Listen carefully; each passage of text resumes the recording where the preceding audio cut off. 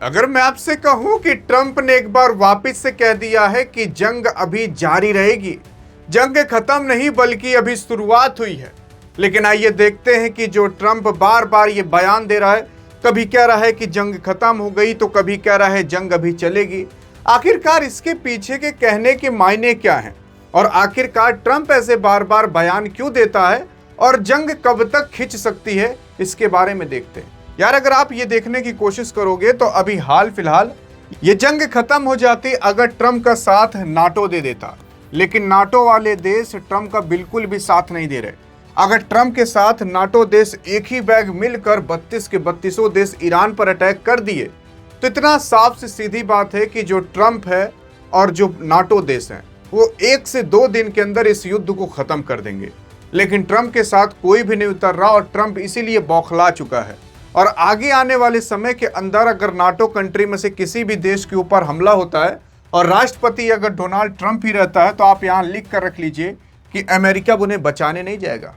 और यहाँ पर बार बार ट्रंप कह रहा है कि जंग खत्म हो गई, जंग अब हम नहीं करेंगे, तो उसी के अगले दिन कह रहा है कि अभी जंग की शुरुआत हुई है और ये जंग खत्म इतने जल्दी नहीं होगी।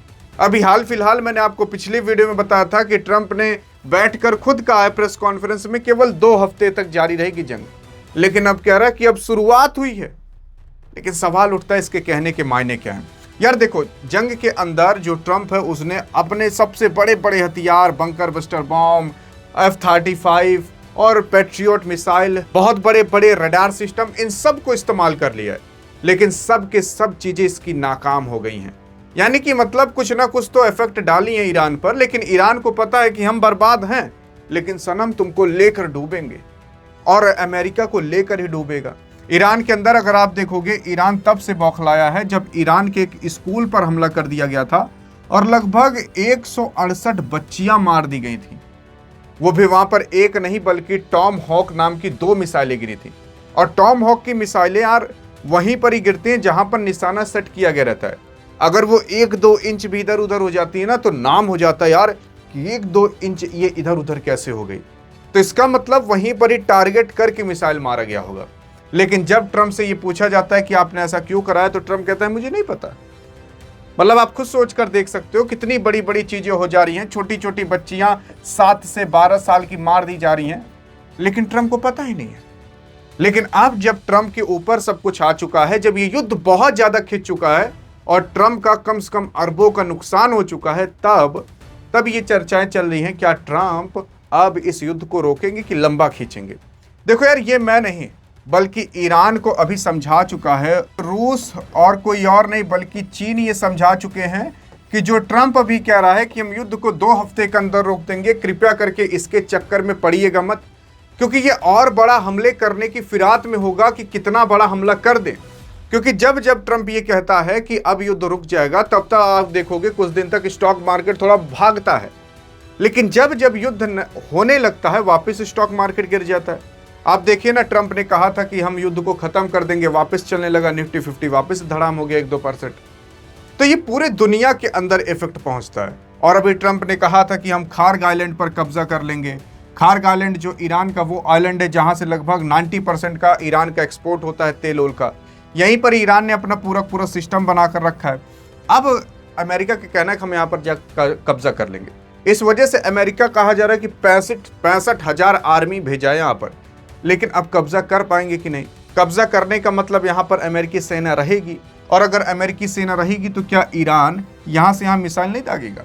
आप सोचो कि अगर ईरान अपने खार्ग आइलैंड पर मिसाइल दागेगा तो ईरान का सारा सिस्टम चौपट हो जाएगा, क्योंकि उसके जो सारे सामान यहाँ पर रखे हैं वो खत्म हो जाएंगे।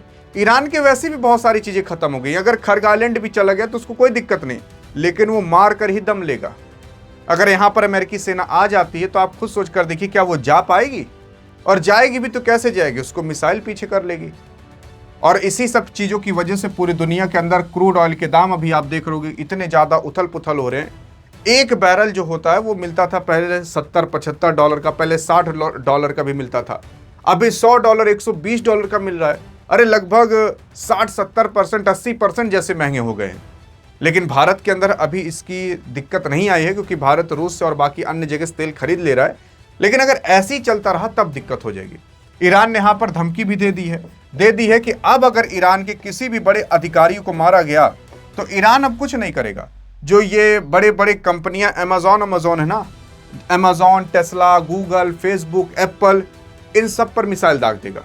और आपको पता होना चाहिए कि अमेजॉन के पास खुद का AWS जो डाटा सेंटर है वो है। डाटा सेंटर में होता क्या है कि खूब सारी मशीनें, कंप्यूटर लगाए जाते हैं। ये जो आप अभी वीडियो देख रहे हो ये यूट्यूब पर डली हुई है। अब यूट्यूब पर डली हुई है तो ये कहीं ना कहीं स्टोर होकर रही होगी। इनको कई बिलियंस मतलब स्टोरेज चाहिए रहता है, तो वो चीज़ें स्टोर करने के लिए स्टोरेज तो चाहिए रहेगा। तो वो सारी चीज़ें अमेजॉन और बाकी अन्य कंपनियां गूगल प्रोवाइड कराती हैं। अब यहीं पर ही अटैक कर दे रहा है ईरान। अब ये डाटा सेंटर पर अगर अटैक कर दिया तो जानते हो क्या होगा? अरे तो भाई साहब, पूरे दुनिया का डाटा खत्म होने की कगार पर आ जाएगा। आपका जो ये पूरा का पूरा सब कुछ सेव ओव है, बैंकिंग सिस्टम का सब कुछ सेव ओव है ना, वो सब चौपट हो जाएगा। और इन्हीं सब का डाटा सेंटर भारत सरकार और बाकी अन्य लोग भी इस्तेमाल करते हैं। ये जो नरेगा गांव में चलता है और बाकी अन्य चीजें चलती है ना, उन सब का डाटा मिट जाएगा। ईमेल आईडी सारी चली जाएंगी क्योंकि सारा डाटा यहीं पर स्टोर है। और अगर यहां पर अटैक हुआ तब दुनिया में त्राही त्राही मचेगी। बैंकिंग सिस्टम और सरकारी कामकाज, ये जो ट्रांजैक्शन वाले काम होते हैं, ऑनलाइन वाले फॉर्म जो भरे जाते हैं, वो सब खत्म हो जाएंगे। मतलब अब ईरान ऐसी जगह पर अटैक करेगा कि भाई साहब, उससे केवल एक कंपनी को नहीं बल्कि पूरी दुनिया की सरकार को नुकसान होगा। और वाकई में ऐसा होगा। और अभी हाल फिलहाल कहा जा रहा है कि अमेजॉन पर एक मिसाइल ईरान दाग भी चुका है। अब उसके ऊपर जाकर गिरी है कि नहीं गिरी इसकी पुष्टि तो नहीं हुई है, लेकिन कहा जा रहा है कुछ नुकसान हुआ है। और अगर ऐसी केवल 5-10 मिसाइल सारी कंपनियों के ऊपर ठोक दिया ना, तो खत्म हो जाएगा सब कुछ भाई साहब, सब कुछ खत्म हो जाएगा। ये जितने भी ऑनलाइन फॉर्म भरे जाते हैं, मान लेते हैं कोई आप पेपर देने जा रहे हो, फॉर्म भरा जाएगा, या कोई ऑनलाइन आप कोर्स खरीद रहे हो, तो ये सब कहाँ इन सब का डाटा स्टोर रहता है? डाटा सेंटर में स्टोर रहता है। वही खत्म कर दिया जाएगा तो क्या ही बचेगा? इस वजह से कहा जा रहा है। और यहाँ पर अब रूस और चीन ये भी कह चुके हैं कि यार देखो, जो आप ईरान हो वो आप समझ कर रखिएगा, जो भी ट्रम्प कह रहा है उसका उल्टा ही होगा।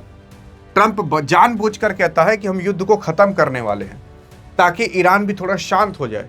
और जैसे ये शांत होगा तुरंत अमेरिका धड़ाम से अटैक कर देगा तगड़ा वाला, ताकि ये लोग समझ ना पाए। लेकिन ईरान के बारे में अभी ट्रम्प पूरी तरीके से जान नहीं पाया लगता है। ईरान यहाँ पर जो ये युद्ध हो रहा है उसकी 30-40 साल से प्रैक्टिस कर रहा था। उसको पता था अगर ऐसा होगा तो ऐसा करेंगे, ऐसा होगा तो ऐसा करेंगे, ऐसा होगा तो ऐसा करेंगे। इसी वजह से ईरान ने अपने सारी चीज़ों को हर जगह डाइवर्सिफाई करके रखा हुआ है। मतलब अगर मान लेते हैं कि इतना बड़ा ईरान है ना, तो ईरान ने कुछ चीज़ें यहाँ पर, कुछ चीज़ें यहाँ पर, यहाँ पर, यहाँ पर, यहाँ पर, यहाँ पर, ऐसे हर जगह कुछ ना कुछ रखा हुआ है। अगर आप उड़ाओगे तो एक ठिकाने को उड़ाओगे तब भी अभी 99 ठिकाने पड़े हुए हैं। तो इस वजह से ईरान को ख़त्म करना बहुत मुश्किल है। और ईरान की ज्योग्राफी आपको पता है कि हर जगह वो पहाड़ से घिरा हुआ है। वहाँ पर आप आर्मी भेज नहीं सकते, टैंक्स भेज नहीं सकते, क्योंकि वो पहाड़ पे थोड़ी नहीं चढ़ पाएंगे। अब पहाड़ पे आप कितना ही सामान लोड लेकर चढ़ सकते हो? अरे जो आर्मी है वो भी इंसान ही है, कितना ही लेकर चढ़ेगी वो? तो वहाँ पर लड़ना बहुत मुश्किल होता है। वहाँ पर आप वही खाली एयर स्ट्राइक कर सकते हो, बंकर बस्टर बॉम्ब गिरा सकते हो, यही सब गिरा रहा है बस, और क्या कर रहा है। लेकिन जो ईरान ठोकैया कर रहा है ना, उससे बहुत सारे देशों को नुकसान पहुंच रहा है। अब तो कहा जा रहा है कि स्ट्रेट ऑफ हॉर्मुज में ले जाके एकदम समुद्र में जोत देंगे, जैसे खेत नहीं जोता जाता वैसे लोहा सोहा डाल के पूरा पूरा तार खींच देंगे।